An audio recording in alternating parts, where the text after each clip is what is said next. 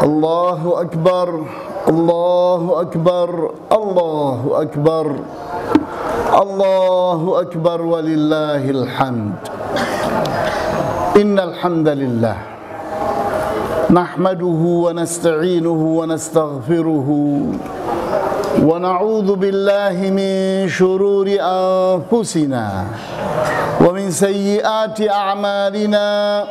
Man yahdihillahu fala mudilla lahu wa man yudlil fala hadiya lahu.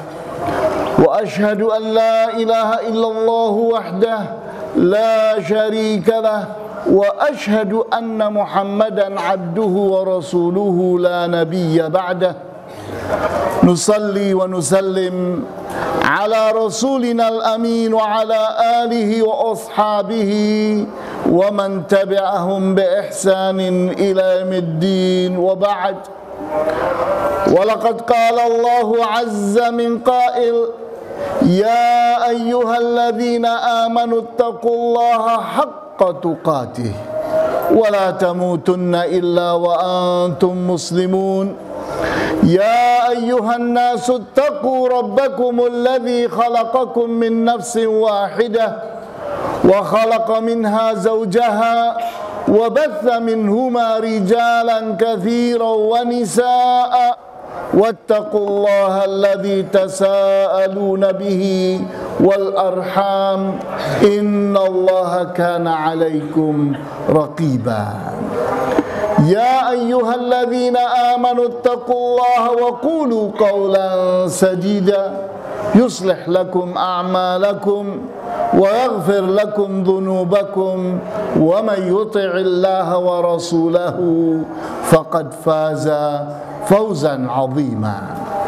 Wa'lamu rahimakumullah anna khairal hadithi kitabullah wa khairal hadyi هدي محمد صلى الله عليه وسلم وشر الأمور محدثاتها وكل محدثة في الدين بدعة وكل بدعة ضلالة وكل ضلالة في النار. Para hadirin sidang Idul Adha yang dimuliakan oleh Allah Azza wa Jalla, kita berada pada hari ke-10 bulan Dzulhijjah, di mana kita tahu bahwa hari ke-10 Dzulhijjah itu disebut dengan hari Nahr, hari penyembelihan. Dan kita pun mengerti bahwa penyembelihan yang dimaksud itu adalah pengorbanan. Pengorbanan yang telah dicontohkan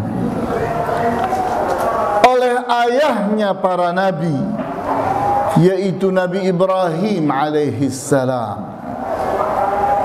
Dan kita pun kenal sekali kepada Nabi Ibrahim, seorang nabi yang telah dijuluki oleh Allah Subhanahu wa taala mendapatkan predikat Khalilullah, kekasih Allah. Sehingga kita pun ingin belajar kepada beliau apa yang menjadi pelajaran buat umat manusia, bagaimana menegakkan tauhid, menegakkan iman dan takwa, sehingga terbukti iman dan takwa mereka seperti iman dan takwanya Nabi Ibrahim alaihissalam, di mana Rasulullah sallallahu alaihi wasallam dalam hadis yang diriwayatkan oleh Abu Dawud, di mana beliau bersabda, "Man ahabba lillah wa abghadha lillah wa a'ta lillah wa mana'a lillah faqad istakmalal iman. Barang siapa yang mencintai karena Allah, membenci karena Allah, memberi karena Allah, tidak mau memberi pun karena Allah, maka orang yang telah mampu demikian faqad istakmalal iman, maka dia adalah orang yang telah menyempurnakan imannya. Sehingga iman seseorang itu meskipun tersembunyi di dalam jiwa, tapi ada indikatornya. Ada indikasi-indikasi yang bisa dimengerti. Apa indikasinya? Keempat hal ini: mencintai karena Allah, membenci karena Allah, memberi karena Allah, dan menolak untuk memberi, tidak mau memberi pun karena Allah. Itu indikator-indikator iman seseorang. Sehingga palsulah seseorang yang ternyata berbuat sebaliknya. Dia justru membenci apa yang Allah cintai, mencintai apa yang Allah benci, memberi sesuatu yang semestinya ditolaknya untuk memberi, dan justru menolak pemberian padahal itu semestinya diberikan. Sehingga dengan demikian ajaran Nabi Muhammad sallallahu alaihi wasallam benar-benar melanjutkan ajaran Nabi Ibrahim alaihi salam dalam hal tauhid, bukan dalam hal syariah. Karena syariatnya para rasul itu berbeda-beda, di mana setiap rasul membawa syariatnya masing-masing. Syariatnya Nabi Isa berbeda dengan syariatnya Nabi Musa alaihi wassalam. Syariatnya Nabi Musa berbeda dengan syariatnya Nabi Ibrahim alaihi salam. Syariatnya Nabi Ibrahim berbeda pula dengan syariatnya Nabi Nuh alaihi salam, di mana syariat itu terkait dengan bagaimana hukum-hukum Islam. Sehingga kita pun melihat betapa berbedanya syariat antara Nabi Musa dengan Nabi Muhammad sallallahu alaihi wasallam. Di zaman Nabi Musa, orang bertaubat itu harus diiringi dengan bunuh diri. Sedangkan umatnya Nabi Muhammad bertaubat itu cukuplah dengan bertaubat kepada Allah. Kita mengerti syariatnya Nabi Musa dan Nabi Isa dalam hal salat. Ternyata mereka harus salat di mana? Di tempat yang telah ditentukan.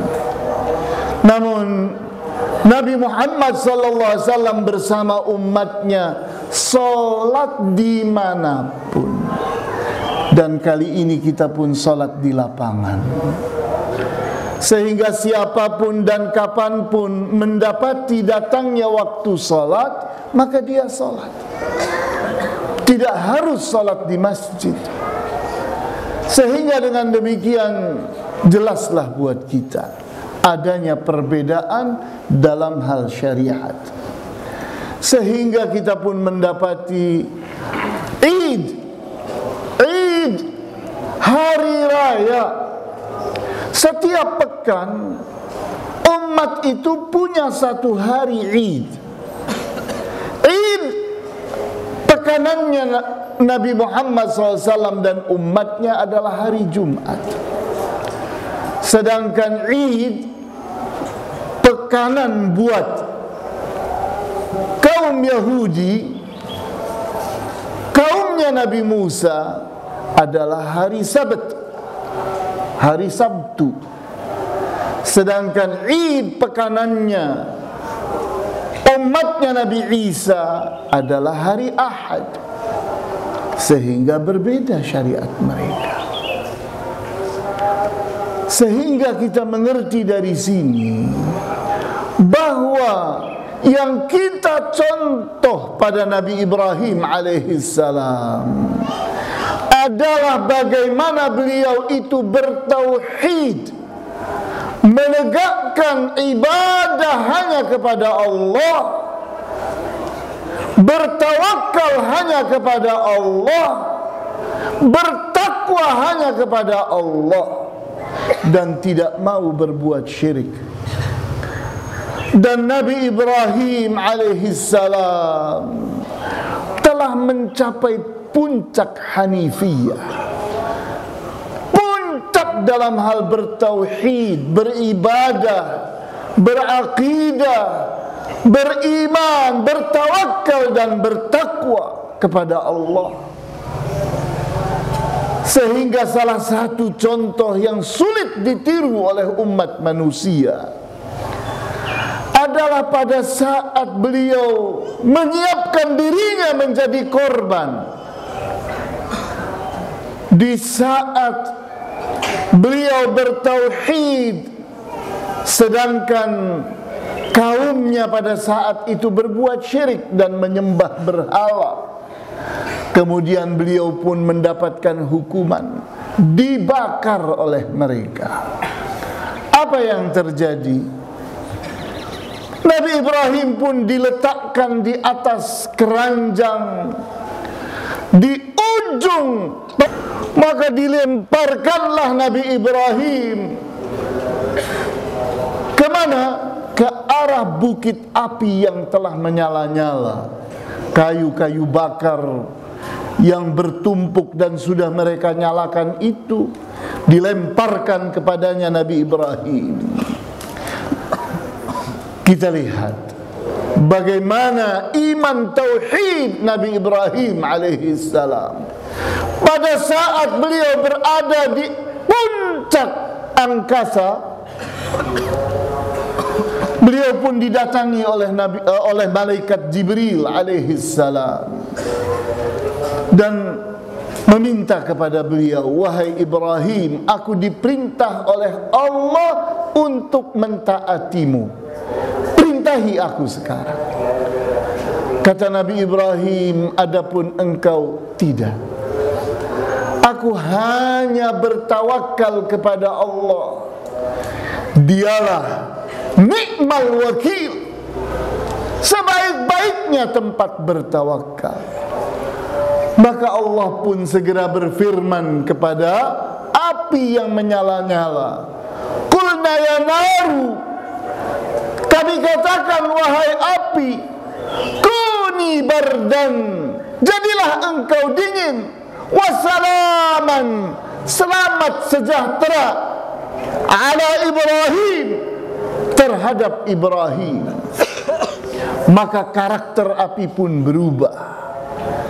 Yang semestinya api itu panas menjadi dingin, yang semestinya api itu merusak dan membakar, berubah menjadi bersahabat dengan Nabi Ibrahim, terasa dingin dan nyaman. Sampai selesai api itu dari kobarannya, dan Nabi Ibrahim utuh, tidak terkurangi dari dirinya apapun sedikit pun. Inilah Nabi Ibrahim dengan pengorbanannya. Ternyata Nabi Ibrahim pengorbanannya tidak cukup hanya di situ. Beliau pun pada saat terus-menerus berdoa kepada Allah, ingin mendapatkan anak keturunan, maka istrinya yang bernama Hajar mengandung, kemudian melahirkan anak lelaki yang kita kenal dengan nama Ismail. Kemudian pun memerintahkan Nabi Ibrahim untuk membawa istrinya dan anaknya ke lembah Mekah. Kita tahu lembah Mekah bukan tempat pariwisata, bukan tempat yang indah, bukan tempat yang subur. Tapi apa? Lembah Mekah di sana ada padanya sebuah rumah yang telah roboh. Contoh bagi rumah-rumahnya para manusia. Dan kita tahu bahwa Allah selalu memberikan pelajaran kepada manusia, sampai pun bagaimana menguburkan jenazah. Saat Qabil membunuh Habil, ternyata Allah contohkan dengan 2 ekor burung gagak yang berkelahi. Salah satunya mati, yang satunya menggali tanah. Diseretnya burung gagak yang lain itu dan dimasukkan, kemudian dikuburlah. Sehingga sampai hari ini burung gagak itu ada dan karakternya seperti itu, tidak berubah. Maka dari situ Qabil pun belajar, oh begini caranya, bagaimana memuliakan jenazah, menguburkannya. Maka beliau pun melakukannya. Seperti itu pula Allah memberi contoh tentang bagaimana rumah.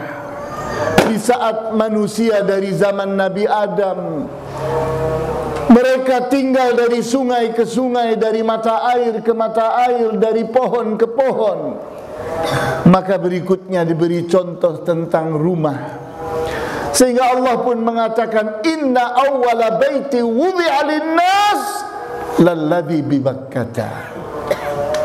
Sesungguhnya rumah pertama yang pernah diletakkan untuk para manusia adalah rumah yang ada di Bakkah, yang ada di Mekah. Maka karena sudah terlalu lama rumah itu pun sudah roboh, Nabi Ibrahim pun menuju ke sana. Diletakkannya Hajar dan anaknya yang beliau harap-harapkan dan beliau doakan itu di sana. Ini pengorbanan berikutnya. Apa yang terjadi? Yang terjadi, Allah Subhanahu wa ta'ala mengkaruniakan umat manusia air Zam-Zam dengan sentuhan tungkak kaki bayi Ismail alaihi salam. Kita lihat berikutnya, ini pengorbanan. Dan berikutnya pengorbanan yang lainnya. Nabi Ibrahim setiap tahun pergi ke Mekah. Salah satu kunjungannya didapatinya Nabi Ismail telah balik. Maka pada saat itu Allah pun memberinya mimpi. Dan kita tahu bahwa mimpinya Nabi dan Rasul itu wahyu yang wajib dilaksanakan. Apa mimpinya? Beliau menyembelih Ismail. Kemudian benar-benar ini pun dijadikan kenyataan, sehingga Ismail yang baru beranjak sedikit dewasa, yaitu baru saja balik, mungkin di umur anak-anak sekarang sekitar 11, 12, 13 tahun. Itulah umur anak balik. Maka di saat itu diajaknya bermusyawarah. Dikatakannya, ya bunayya, wahai anakku, inni ara fil manami anni azbahuka. Sesungguhnya aku melihat di dalam mimpiku aku menyembelihmu. Fanzur madza tara. Coba perhatikan, apa pendapatmu? Bayangkan, ini ayah yang baik, ayah yang bermusyawarah dengan anaknya, ayah yang tidak otoriter, tidak memaksakan kehendak, tapi diajaknya berdiskusi dan berdialog. Meskipun ini perintah Allah, meskipun ini kewajiban harus dilaksanakan, tetap ditanyainya anak yang baru baligh ini bahwa aku bermimpi menyembelihmu dan apa pendapatmu. Namun anak yang saleh sudah dewasa meskipun baru saja baligh, sehingga jawabannya pun jawaban orang saleh yang dewasa. Apa jawabnya? Qala ya abati, dia berkata, wahai ayahku, if'al ma tu'mar, laksanakan apa yang engkau diperintah oleh Allah. Satajiduni insyaallah minas sabirin, engkau akan dapati diriku insyaallah tergolong di antara orang-orang yang sabar. Maka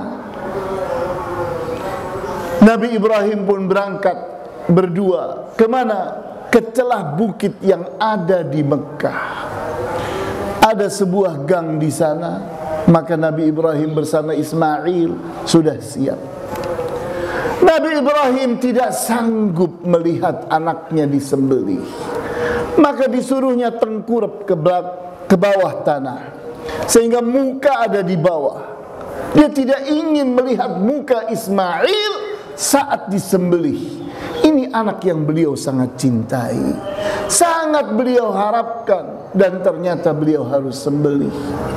Maka tidak disembelih dari depannya, tapi dari belakangnya. Maka pada saat pisau pun telah berada benar-benar di tengkuk leher Ismail, datanglah malaikat Jibril membawa seekor kambing domba yang besar. Maka Jibril pun mengatakan kepada Ibrahim, cukup, laqad saddaqta ru'ya, engkau telah menepati mimpi, maka ini gantinya. Maka Nabi Ibrahim pun menyembelih kurban, dan itu pun yang kita abadikan sekarang. Pengorbanan yang menunjukkan bahwa kita ini mencintai Allah, bukan mencintai harta dan benda. Kita cintai harta dan benda karena Allah. Kita cintai anak karena Allah. Kita cintai ayah dan ibu karena Allah. Itulah takwa. Sehingga kita pun diingatkan di surat Al-Hajj ayat 37, la yanalallaha luhumuha wala dima'uha, tidak akan sampai kepada Allah daging-daging kurban dan tidak pula darah-darah kurban. Walakin yanaluhu taqwa minkum, akan tetapi yang akan sampai kepada Allah adalah ketakwaan kalian. Rasulullah SAW mengingatkan bagaimana cinta kepada Allah dibuktikan, bahwa ini harta, korban, kambing yang berharga, sapi yang berharga, unta yang berharga dikorbankannya, dibagikannya daging-dagingnya kepada fuqara dan masakin. Kadzalika sakhkharaha lakum, begitulah cara Allah menundukkan harta-harta dan benda-benda ini, binatang-binatang ternak ini untuk kalian. sebagai pengorbanan kalian, kalian nikmati. Namun kalian jangan cintai karena dia itu harta dan benda, tapi cintailah dia karena engkau cinta kepada Allah. Sehingga kita ini menganggap bahwa apapun yang ada di muka bumi ini hanya keperluan dan kebutuhan, tidak disebut dengan cinta. Sehingga kita tidak diperbudak oleh apapun yang ada di dunia ini. Kemudian kita pun ingin mencapai kepada puncak dari iman dan takwa. Maka kita diingatkan dengan surat Yunus ayat 62, 63 dan 64. Ala inna awliya Allahi la khawfun alaihim wa la hum yahzanun. Bukankah para wali Allah itu tidaklah mereka memiliki rasa takut dan tidaklah mereka memiliki rasa sedih? Kita bertanya, emangnya mungkin seseorang itu tidak memiliki rasa sedih dan tidak memiliki rasa takut? Ya, mungkin. Di saat seseorang itu tidak takut kehilangan dan tidak khawatir kepada kemungkinan terjadinya kehilangan, maka dia tidak takut dan tidak sedih.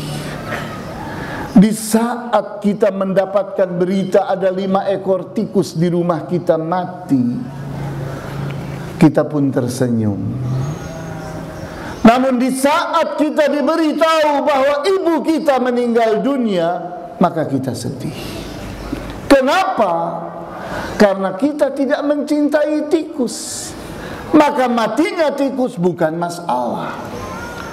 Tapi karena kita mencintai ibu, maka kita kehilangan ibu itu masalah. Sehingga di mana letaknya? Di cinta. Maka letakkanlah cinta itu kepada Allah. Sehingga apapun yang terjadi adalah bentuk pengorbanan kita kepada Allah. Kita kehilangan siapapun, kita ikhlas, kita menerima karena Allah. Itulah bentuk takwa. Kemudian, siapakah para wali Allah itu? Ayat 63 dari surat Yunus itu mengatakan, alladzina amanu wa kanu yattaqun. Para wali Allah itu adalah orang-orang yang beriman dan orang-orang yang bertakwa. Jadi orang yang punya 2 kualifikasi. Di dirinya ada iman dan di dirinya ada takwa.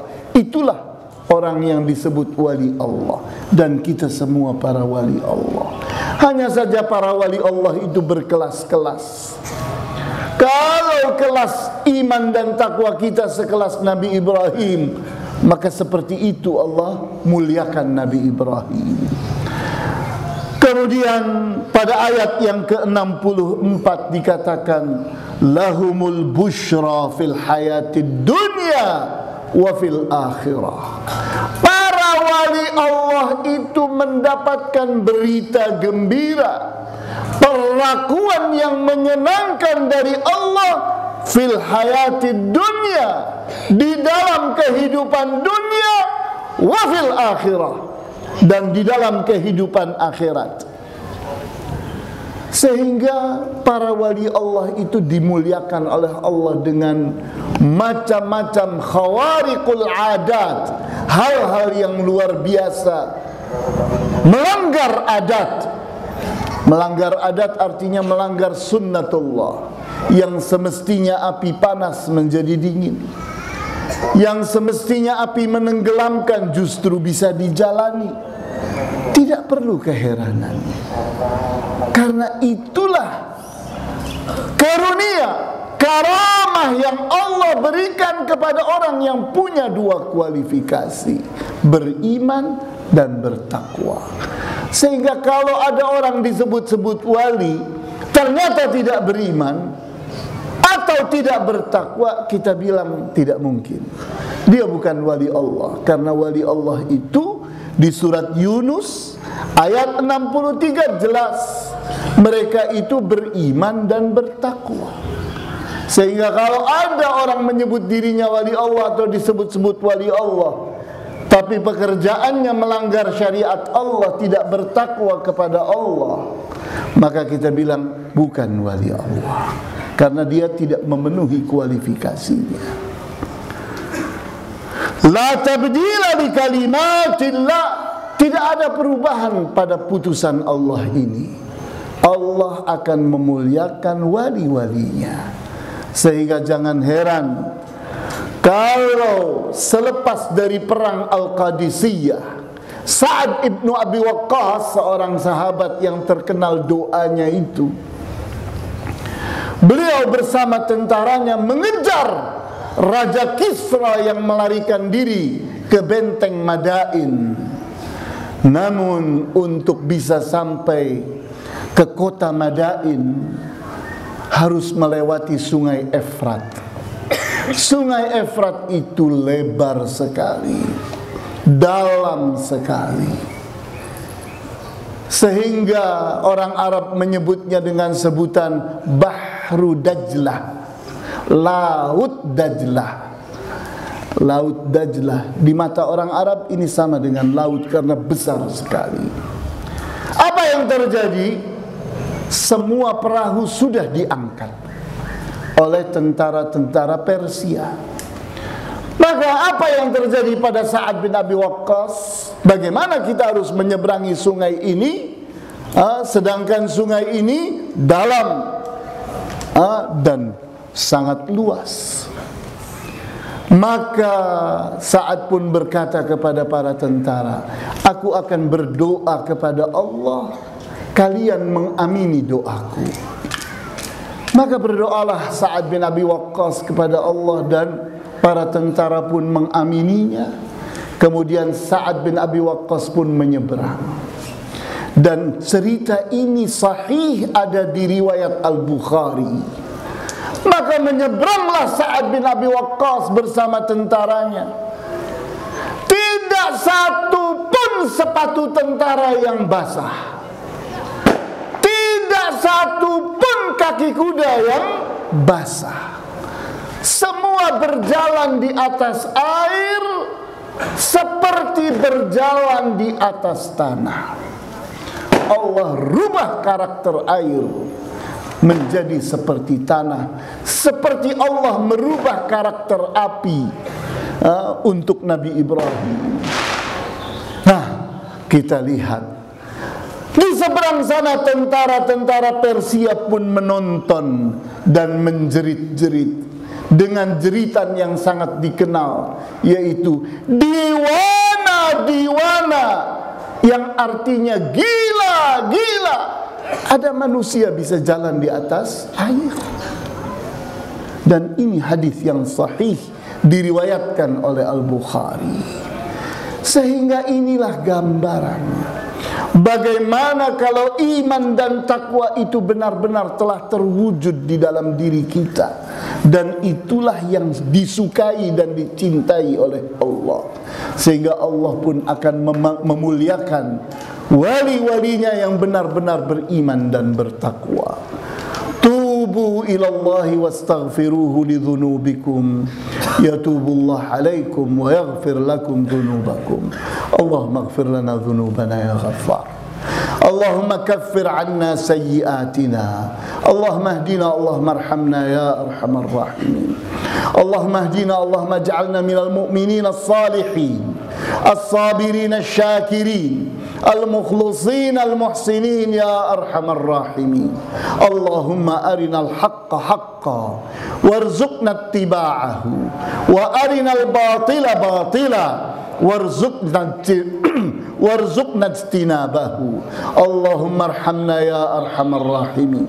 Allahumma a'izna bi'izzatika wa qawwina biquwwatika wa aghnina bifadlika wakfina bihalalika an haramika ya a'azzal a'izza ya aqwal aqwiya ya aghnal aghniya ya arhamar rahimin. Allahumma arhamna ya arhamar rahimin. Allahumma arzuqna hubbak wa hubba man yuhibbuk wa hubba kulli amali yuqarribuna ila hubbika ya dzal jalali wal ikram ya arhamar rahimin. Allahumma arzuqna al-ikhlas wat taqwa wal iman wat tawakkul alayka ya rabbal alamin ya arhamar rahimin. Rabbana atina fid dunya hasanah wa fil akhirati hasanah وقنا عذاب النار آمين يا رب العالمين والحمد لله رب العالمين وصلى الله على أشرف الأنبياء والمرسلين وعلى آله وأصحابه أجمعين. سبحانك اللهم وبحمدك أشهد أن لا إله إلا أنت أستغفرك وأتوب إليك. والسلام عليكم ورحمة الله وبركاته.